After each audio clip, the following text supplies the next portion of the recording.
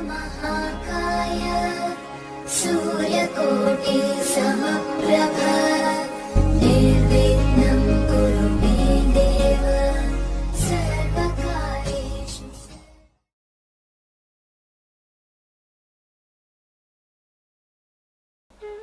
मेरे बहुत ही प्रिय और बेहद सम्मानित साथियों, हृदय की असीम गहराइयों से अभिनंदन, बहुत बहुत हार्दिक स्वागत।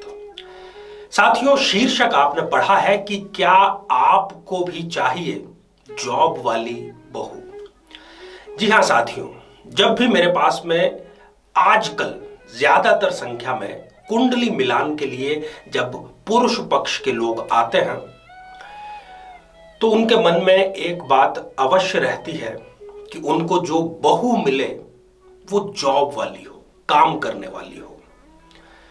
कुछ समय पहले तक ऐसी सोच केवल जो बड़े बड़े महानगर हैं वहां तक सीमित थी, जैसे कि दिल्ली, मुंबई, चेन्नई, कोलकाता इत्यादि।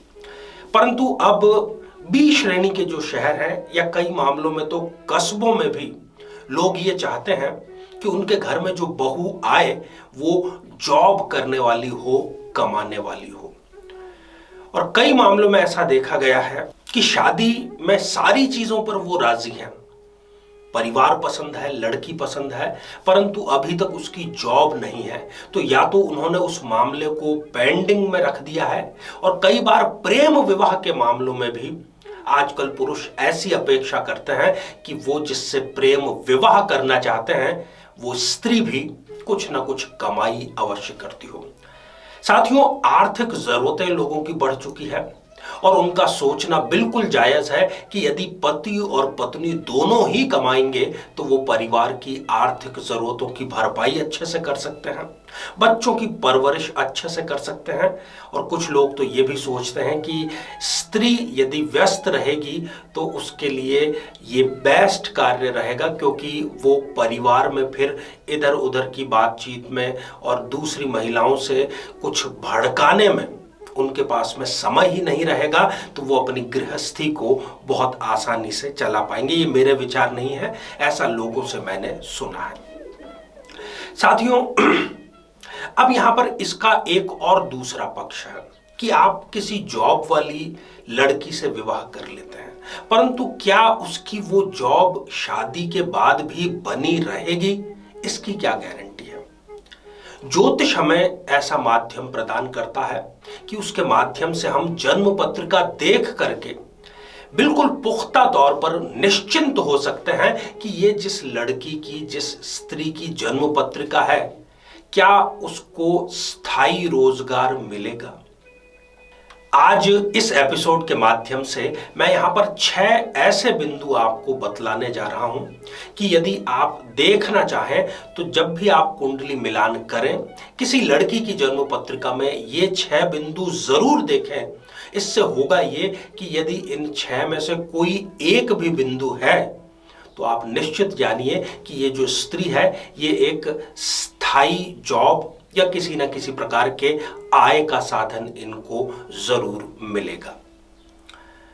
साथियों, इस पर हम चर्चा करें इससे पहले एक बेहद जरूरी सूचना कि हम हमारे प्रत्येक एपिसोड के अंत में किसी न किसी जातक के प्रश्न का उत्तर देते हैं, और ये प्रश्न हमें प्राप्त होते हैं आप लोगों के ही द्वारा YouTube कमेंट के माध्यम से।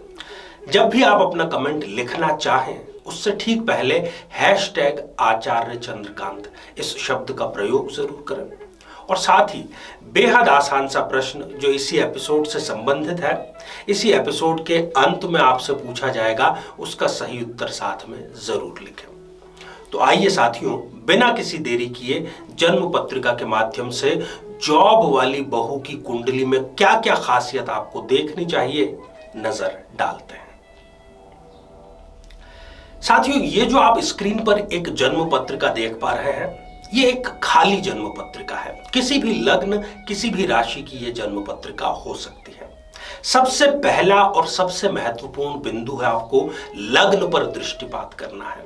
यदि लग्न भाव में ही गुरुदेव विराजमान हैं तो ऐसी स्त्री की संभावना बढ़ जाती है कि वो एक वर्किंग वूमन बने, किसी न किसी प्रकार के शिक्षा के क्षेत्र में, किसी न किसी प्रकार की सलाह देने के क्षेत्र में, कंसल्टेंसी के क्षेत्र में ऐसी स्त्री जरूर बहुत बड़े शिखर पर पहुंचती है। और उसमें एक बहुत ही अच्छी कला ये होती है कि वो घर और ऑफिस दोनों के बीच में तालमेल को बहुत अच्छे से निभाते हुए अपने जीवन को आगे बढ़ाती हैं। साथियों, दूसरा बिंदु है कि आपको केंद्र पर दृष्टिपात करना है। जो केंद्र के 4 भाव हैं, यदि जितने भी शुभ ग्रह हैं, जो 4 शुभ ग्रह माने गए हैं, गुरुदेव, बुध, शुक्र और चंद्रमा, यदि ये चारों ही केंद्र में कहीं ना कहीं अवस्थित हैं, तो ये स्त्री भी एक वर्किंग वुमन के रूप में अपना करियर जरूर बनाती है। साथियों, तीसरी स्थिति जो यहां पर है, तीसरा बिंदु जो है वो भी बहुत महत्वपूर्ण है। यदि किसी स्त्री के चंद्रमा 11वें भाव में विराजमान है, तो ऐसी स्त्री भी अपने परिवार में आर्थिक संबल जरूर प्रदान करती है। हां, ये जरूर है कि उनको किसी न किसी प्रकार की कई बार अस्थायी नौकरी से ही काम चलाना पड़ता है, परंतु वो एक वर्किंग वुमन का योग यहां पर स्पष्ट रूप से चंद्रमा बनाते हैं। साथियों, चौथा जो बिंदु है वो आपको तीसरा भाव, जो कि पराक्रम का भाव है, वहां पर दृष्टिपात करना है। यदि इस भाव में बुध देव विराजमान है, तो ऐसी स्त्री जरूरत से ज्यादा मेहनती होती है। परिवार में भी वो मेहनत से सबको एकजुट रखने का कार्य करती है और साथ ही कार्यस्थल पर भी वो अपनी पकड़ बनाए रखती है।